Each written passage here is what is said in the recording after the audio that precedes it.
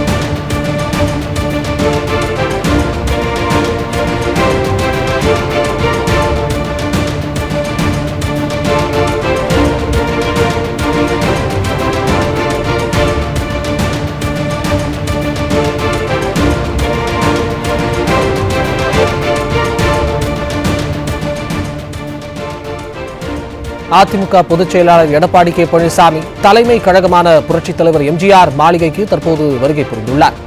இதனை அண்மை செய்தியாக பார்த்து வருகிறோம்.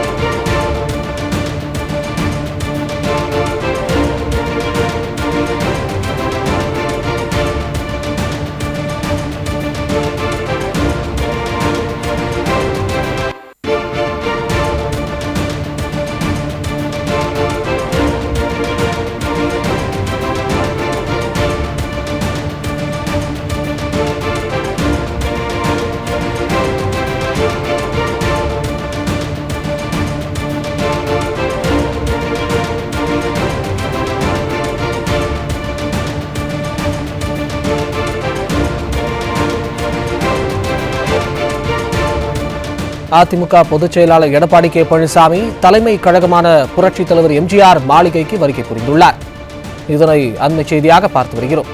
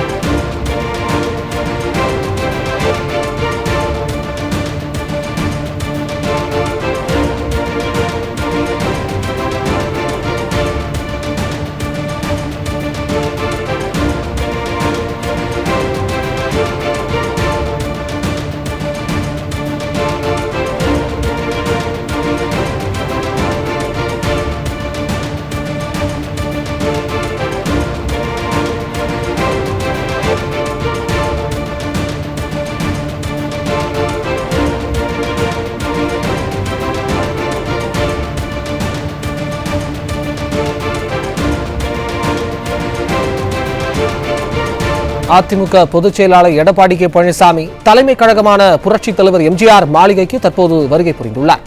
இதனை நாம் அண்மை செய்தியாக பார்த்து வருகிறோம்.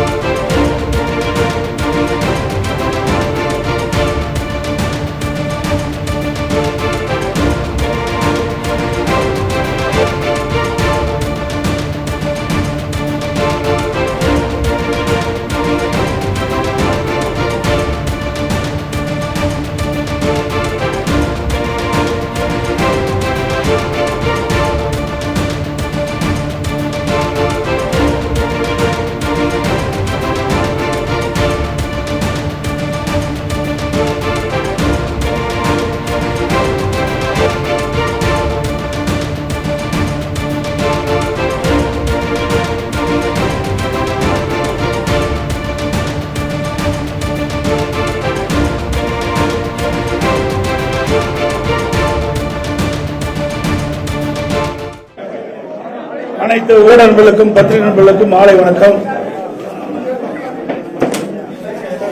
கழகத்தின் இருபெரும் காவல் தெய்வங்கள் பொன்மலர் செம்மல் புரட்சித் தலைவர் எம்ஜிஆர் அவர்களும் இதே புரட்சித் தலைவர் அம்மா ஆகியோரது நல்லாசியுடன் 23/4/2026 அன்று நடைபெறவுள்ள சட்டமன்ற பொதுத் தேர்தலில் நடைபெறுவதையொட்டி அனைத்து இந்திய அண்ணா திராவிட முன்னேற்ற கழகத்தின் தேர்தல் அறிக்கையை இன்று வெளியிடுவதில் பெரும் மகிழ்ச்சி அடைகின்றேன்.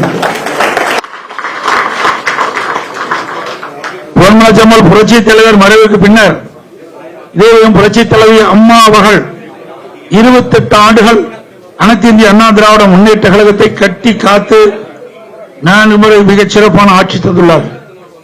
அம்மாவின் திடீர் மறைவுக்கு பின்னால் இந்த இயக்கமும் ஆட்சியும் எதிரிகளும் துரோகிகளும் அளிக்க முற்பட்ட போது கோடான கோடி தொடருடைய ஆதரவோடு ஆட்சியும் இயக்கத்தையும் நிலைநிறுத்தி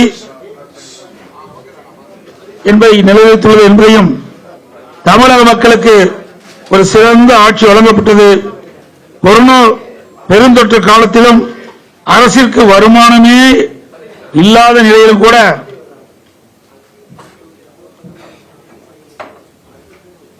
அம்மாவுடைய அரசு ஒருவர் கூட சிரமப்படக்கூடாது என்ற நோக்கத்தில் அதற்கான திட்டங்களை தீட்டி செயல்பட்டது. 7.5% உள்ளீடு ஒதுக்கீடு, குடிமராமத்து திட்டம், காவிரி டெல்டா பகுதியை விவசாய கோரிக்கை ஏற்று மத்திய அரசோடு தொடர்பு கொண்டு பாதுகாக்கப்பட்ட வேளாண் மன்றம் என்று எங்களது மக்கள் நல திட்டங்களை மிகச் சிறப்பாக செய்துள்ளோம். தீய சக்தி திமுக 2021 சட்டமன்ற பொதுத் தேர்தலில் பல்வேறு வாக்குறுதிகளை அள்ளி தந்து 4/1 வாக்குறுதிகளை இன்று வரை நிறைவேற்றப்படவில்லை. மக்களை ஏமாற்றி ஆட்சி கொண்டு மக்களை மறந்த அரசாங்கம் திராவிட முன்னேற்ற கழக அரசாங்கம். ஒடியா திமுக பொம்மை முதலமைச்சர் ஸ்டாலின் நிர்வாக திறனற்ற 5 ஆண்டுகால ஆட்சியில் தமிழக மக்கள் பெரும் துன்பத்தை அனுபவித்தார்கள். தமிழகத்தில் கொலை, கொள்ளை, சட்ட ஒழுங்கு சீர்கேடு, பெண்களுக்கு எதிரான பாலியல் வன்கொடுமை, போதைப் பொருள் நடமாட்டம், விற்பனை, கடத்தல் என்று அன்றாட நிகழ்வாக தமிழகம் இருந்து கொண்டிருக்கிறது. இன்றைய ஆட்சியில் கமிஷன், கலெக்ஷன், கரப்ஷன் இதுதான் வேகமாக துரிதமாக நடைபெற்றுக் கொண்டிருக்கின்ற காட்சியாக மக்கள் பார்க்கிறார்கள். மக்களை ஏமாற்றி அரசியல் செய்யும் விடியா திமுக அரசை ஆட்சியிலிருந்து அகற்றி தமிழ்நாடு மக்கள் தயாராகிவிட்டார்கள். எங்கள் இயக்கத்தின் தேர்தல் அறிக்கை குழுவினர் தமிழ்நாடு முழுவதும் சென்று அனைத்து தர மக்களையும் சந்தித்து அவருடைய கோரிக்கையை கேட்டறிந்து அதன் மூலமாக இந்த அறிக்கை தயார் செய்யப்பட்டிருக்கின்றன. அதன்படி மதச்சார்பின்மை, மனித நேயம், ஏழை எளியோர் மேம்பாடு, சமூகநீதி, சமத்துவம், சிறுபான்மையர் பாதுகாப்பு, வேளாண் மற்றும் அதை சார்ந்த உபதொழில்கள் வளர்ச்சி, தொழில்துறை மற்றும் சிறு குறு தொழில் வளர்ச்சி முக்கியத்துவம், படித்த இளைஞர்களுக்கு அதிக அளவு வேலைவாய்ப்பு உருவாக்குதல்,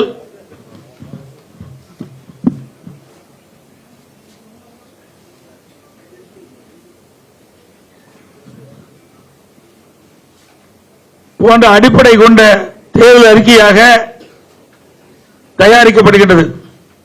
ஏற்கனவே 3 கட்டமாக தேர்தல் அறிக்கை நாங்கள் வெளியிட்டோம்.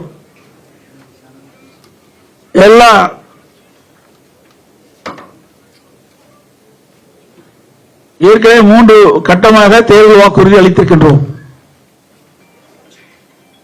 எல்லா குடும்பத்திற்கும் 10,000 ரூபாய் வழங்கப்படும் என்றும், பெண்களுக்கு மாதந்தோறும் 1000 ரூபாய் வழங்குவதை 2000 ரூபாய் வழங்கப்படும் என்றும், மகளிருக்கு தற்போது நகர பேருந்தில் கட்டணமில்லாமல் பயணம் செய்கின்றார்கள். இனி அதிமுக ஆட்சிக்கு பிறகு ஆண்களும் கட்டணமில்லாமல் நகர பேருந்தில் பயணம் செய்யலாம். வீடு இல்லாத அனைத்து ஏழை குடும்பங்களுக்கும் தரமான வீடு கட்டித் தரப்படும். அம்மா இருசக்கர வாகனம் 5 லட்சம் பேர்களுக்கு வழங்கப்படும். ஒவ்வொரு அம்மா இருசக்கர வாகனம் வாங்குவதற்கும் 25,000 ரூபாய் மானியம் வழங்கப்படும். முதியோர் உதவித்தொகை 2,000 ரூபாயை உயர்த்தி வழங்கப்படும். இளைஞர்கள், மாணவர்கள் வங்கியில் உள்ள கடன் தள்ளுபடி செய்யக்கூடிய நடவடிக்கை எடுக்கப்படும். வாழ்வாதார உதவியாக ஆண்டுக்கு 3 கேஸ் சிலிண்டர் ஒவ்வொரு குடும்பத்திற்கு வழங்கப்படும். தற்போது இல்லத்தரசின் பணிச்சுமையை குறைக்க அரிசி குடும்ப அட்டைதாரருக்கு குளிர்பதன பெட்டி ஃபிரிட்ஜ் விலையில்லாமல் வழங்கப்படும். குடும்ப அட்டைதாருக்கு தற்போது வழங்க வரும் விலையில்லா அரிசியோடு 1 கிலோ பருப்பு, 1 லிட்டர் சமையல் எண்ணெய் விலையில்லாமல் அனைத்து குடும்ப அட்டைக்கும் வழங்கப்படும்.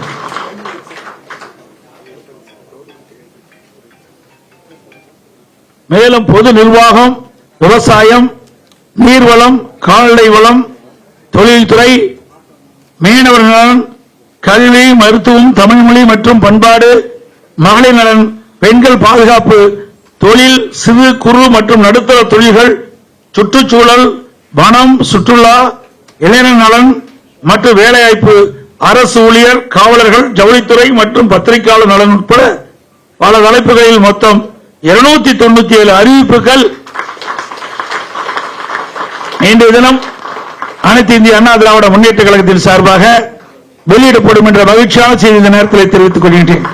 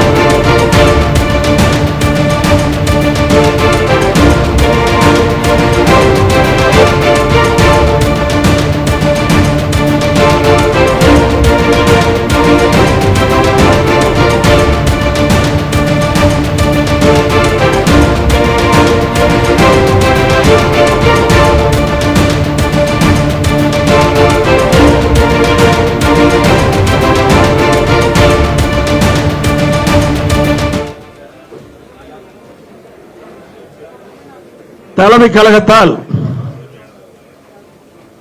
நியமிக்கப்பட்ட தேர்தல் குழு தலைவர் உறுப்பினர்கள் அனைவரும் தமிழ்நாடு முழுவதும் பலதரப்பட்ட மக்களை சந்தித்து அவர்கள் கொடுத்த கோரிக்கையினை ஏற்று சிறப்பாக இந்த தேர்தல் அறிக்கையை தயாரித்த குழு தலைவருக்கும் அது இடம்பெற்றிருக்கின்ற உறுப்பினர்களுக்கும் இந்த நேரத்தில் மனமாற பாராட்டுக்களை வாழ்த்துக்களை தெரிவித்துக் கொள்கின்றேன்.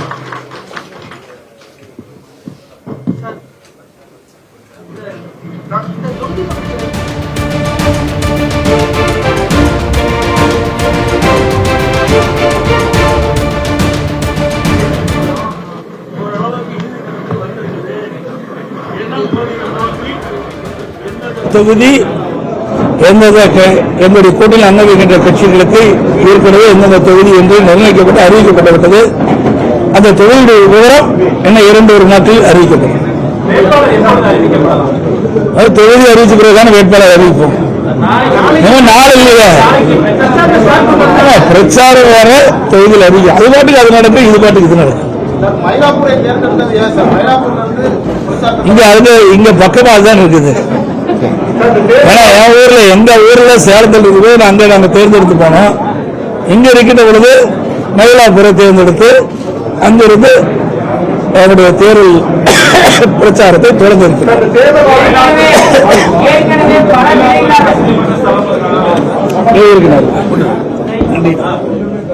என்னப்பா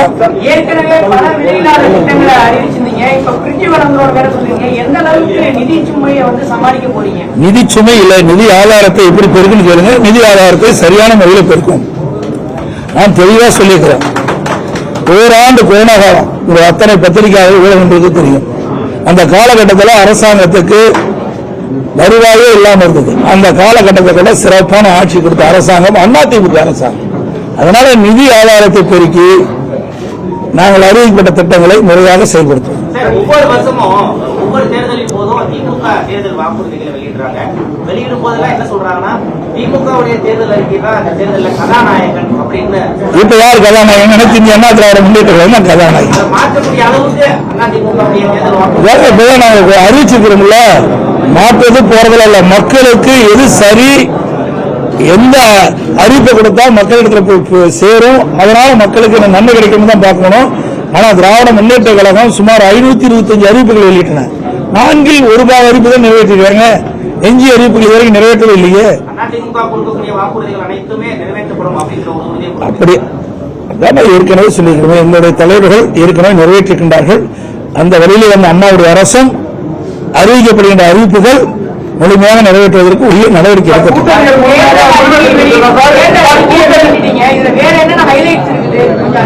அதெல்லாம் எல்லாம் படிச்சு பாருங்க. 297 அறிவிப்பு கொடுக்குறோம். ஏன்னா அதை படிச்சு பார்த்துருக்கீங்க, நீ கேட்க மாட்டேன்.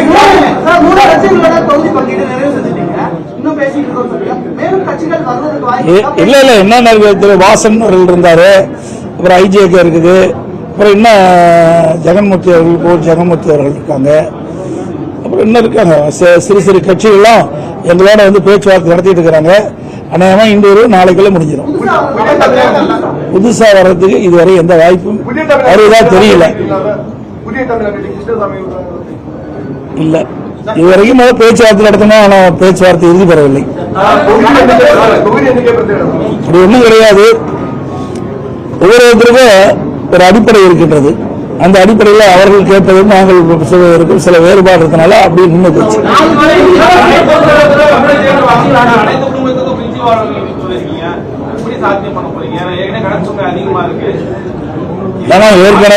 நான் ஏற்கனவே தெளிவாக சொல்லிவிட்டேன். அனைத்து இந்திய அண்ணா திராவிட முன்னேற்ற கழக அரசு ஆட்சி செய்த பொழுது கொரோனா காலம், ஓராண்டு அரசுக்கு வருவாய் இல்லாமல் இருந்தது.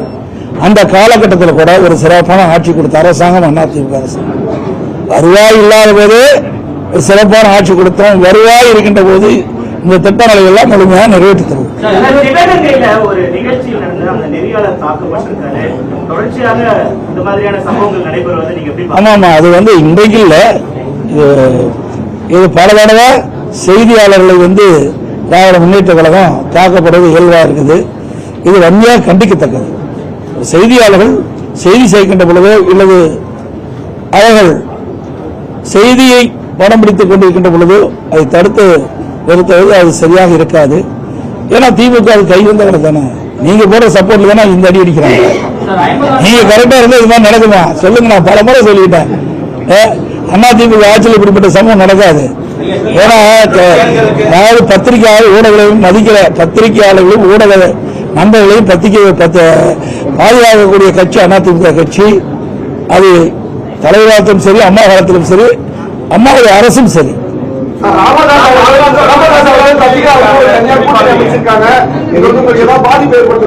எந்த பாதிப்பு ஏற்படுத்தும்?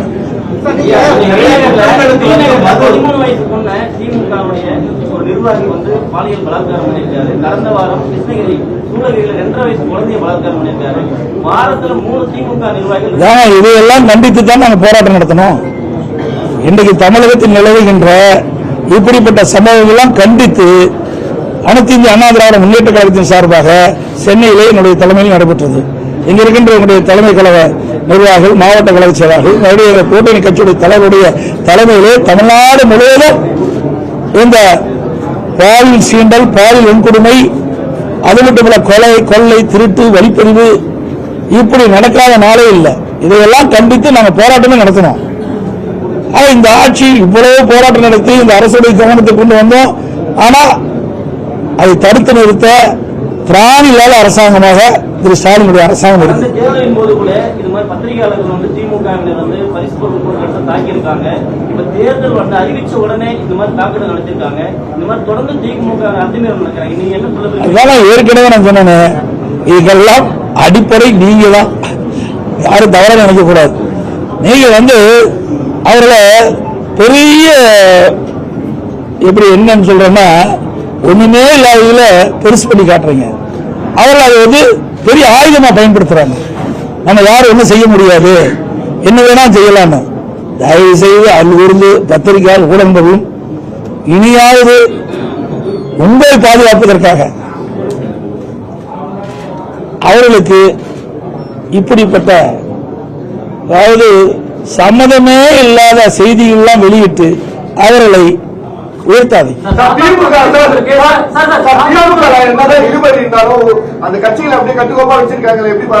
எங்க கட்டுக்கோப்பா இருக்கு? 25 நாளா பத்திரிகையில டெய்லி அதால ஓடிட்டு இருக்குது. சொல்றதே கேளுங்க. இது கூட்டணி எத்தனை தடவை பத்திரிகை இந்த பத்திரிகை ஊடகத்தில் பேசிட்டு இருக்கிறீங்க. தயவு செய்து இப்படி அதுதான் சொல்றேன், இப்படி பேசிதான் அவரை வளர்த்திட்டு இருக்கிறீங்க. அதாவது உலகத்திலே தெரியும் இந்த பத்திரிகை ஊடகம் போட்டுட்டு இருக்கிறீங்க. விசிகா என்னென்ன பேசினார், எவ்வளவு மனம் வந்து பேசினாரு. அதே மாதிரி அங்க இருக்கிற கம்யூனிஸ்ட் கட்சிகள் தங்களுக்கு ஏற்கனவே வழங்கப்பட்ட தொகுதியெல்லாம் குறைக்கப்பட்டது மன வேதனை வெளிப்படுத்தினாங்க. அதெல்லாம் நீங்க தொலைக்காட்சியில தெளிவா காட்டுங்க, பத்திரிகையில போடுங்க. நாங்க அப்படி இல்லை, மன உணர்வுபூர்வமா பேசணும், வந்தோம், அறிவிச்சோம். இப்போ தொகுதி எந்தெந்த தொகுதி எந்தெந்த கட்சிக்குன்னு பேசிட்டு இருக்கிறோம். ஒரு நாள் வெளியே வந்துடும்.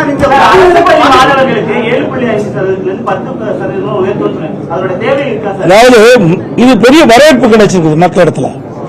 இன்றைக்கு அரசு பள்ளியில் படிக்கின்ற மாணவர்கள் பெரும்பாலும் ஏழை குடும்பத்தைச் சேர்ந்தவர்கள், அதாவது நடுத்தர குடும்பத்தைச் சேர்ந்தவர்கள். அவருடைய கனவு, அந்த மாணவருடைய கனவு எப்படியாவது மருத்துவர் ஆக வேண்டும் என்று. அந்த அடிப்படையில் தான் இப்பொழுது இதுவரை சுமார் 3000க்கு மேற்பட்ட மாணவர்கள் இந்த 7.5% உள்ளிட ஒதுக்கீட்டில் இடம் கிடைச்சு இன்றைக்கு மருத்துவக் கல்வி கிடைச்சிருக்குது. இது கிராமத்திலிருந்து நகரம் வரை அரசு பள்ளியில் படிக்கின்ற மாணவர்களுக்கு ஒரு கிடைக்கப்பட்ட மிகப்பெரிய பாக்கியம். அதை அந்த வரவேற்பு இருக்கிறதுனால அதை சற்று 2.5% உயர்த்தி இருக்கிறோம். நீ படிச்சு பாருங்க, நல்லா இருக்காங்க. அதான் நாங்க நீ அதுதான் தேர்வு அறிக்கை கொடுத்துருக்கிறோம். எல்லாமே சொல்லிட்டு அதுல அர்த்தமே இல்ல போயிருக்கீங்க.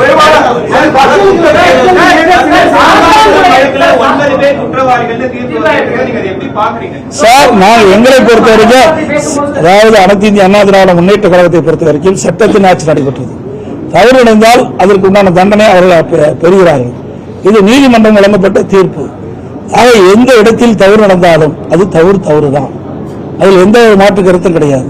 அதே நீதிமன்றம் விசாரிக்கப்பட்டு அதில் தவறு நடைபெற்றதாக இந்த விசாரணையில் தெரிய வந்த காரணத்தினால் நீதிமன்றம் சம்பந்தப்பட்டவர்களுக்கு தண்டனை வழங்கியிருக்கு. குற்றச்செயல்களுக்கு மது காரணம்னு நீங்க பிரச்சாரம் பண்ணிருக்கீங்க. உங்க தேர்தல் அறிக்கையில மது ஒழிப்பு பத்தி என்ன சொல்றீங்க? மது அதான் ஏற்கனவே சொல்லுது. அதிமுக கடந்த காலத்தில் வரைக்கும் அந்த மது கடைகளை படிப்படியாக குறைக்கும் நாங்க இந்த தேர்தல் அறிக்கையில் கூட இருக்குது. நாங்க சொல்லிட்டு இருக்கிறோம், படிப்படியாக தான் குறைக்கணும். 50 ஆண்டு காலம் ஆட்சி பண்ணிருக்கீங்க, திராவிட கட்சிகள் பண்ணிருக்கு. இப்பவும் இலவசங்களை கொடுக்கக்கூடியவர்கள் தான் மக்களுடைய அதாவது எல்லா மக்களும் பணக்காரராக இருந்துட முடியாது. மக்களுக்கு சேவை செய்த ஒரு அரசாங்கத்தினுடைய கடமை. அதுக்காக தான் அரசாங்கத்தை மக்கள் தேர்ந்தெடுக்கிறாங்க. இருக்கின்ற சூழ்நிலையை கருத்தில் கொண்டு அவர்களுக்கு ஒரு நல்ல மகிழ்ச்சியான ஒரு வாழ்க்கை கொடுப்பதான ஒரு நல்ல அரசினுடைய கடமை. அந்த அடிப்படையில் தான் நாங்க இந்த அறிவிப்பெல்லாம் கொடுத்திருக்கிறோம். குறைவான தொழில்கள் கொடுத்தாலும் மதவாத சக்திகள் வந்துடக்கூடாது, பாஜக வரக்கூடாது சொல்லிட்டு நாங்க திமுக கூட்டணியில் இருக்கணும்னு பேட்டி கொடுக்குறோம். திமுகவே பாரதிய ஜனதா கூட்டணி இருந்தா அதுக்கு என்ன சொல்றீங்க? திமுகவே பாரதிய ஜனதா கூட்டணி இருந்தா இல்லையா? இதே விடுதலை சிறுத்தை பாரதிய ஜனதா கட்சியோட கூட்டணி இருந்தாங்களா இல்லையா? எல்லா அரசியல் காழ்ப்புணர்ச்சியின் காரணமாக பேசுவது. உங்க தேர்தல் அறிக்கையில 104வது அரசு பள்ளி மாணவர்களுக்கு நீங்க கொடுத்த அந்த 7.5% 10% உயர்த்தப்படும். அதான் சொன்னேன் சார், அதுதான் அதுக்கு நான் பதில் கொடுத்தேன். நீ சரியா கவனிக்க நினைக்கிறேன். ஏற்கனவே கிராமத்திலிருந்து நகரம் வரை அரசு பள்ளி படிக்கின்ற மாணவர்கள் பெரும்பாலும் ஏழை மாணவர்கள், நடுத்தர குடும்பத்தை சேர்ந்தவர்கள்.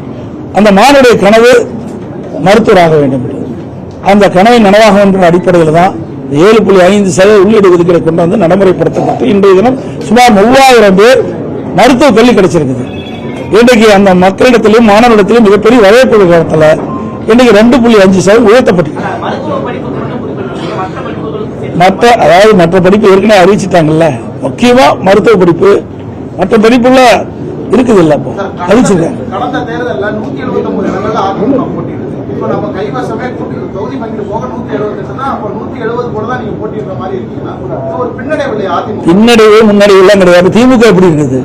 நாங்க இப்படி திமுக நிலை என்ன சார்? சூழ்நிலைக்கு தகுந்த மாதிரி தான் கூட்டணி அமைக்கப்படும். இது அதிகம் போட்டியிடுறது கம்மி போட்டியிடுறதெல்லாம் கிடையாது. இன்றைக்கு திமுக தலைமையில ஒரு கூட்டணி அமைச்சிருக்காங்க. எத்தனை கட்சி இருக்குது அவர் பார்க்கும்போது அவங்களுக்கு எத்தனை கட்சி வரப்போகுது, எத்தனை இடத்துல அவர் போட்டியிட முடியும்?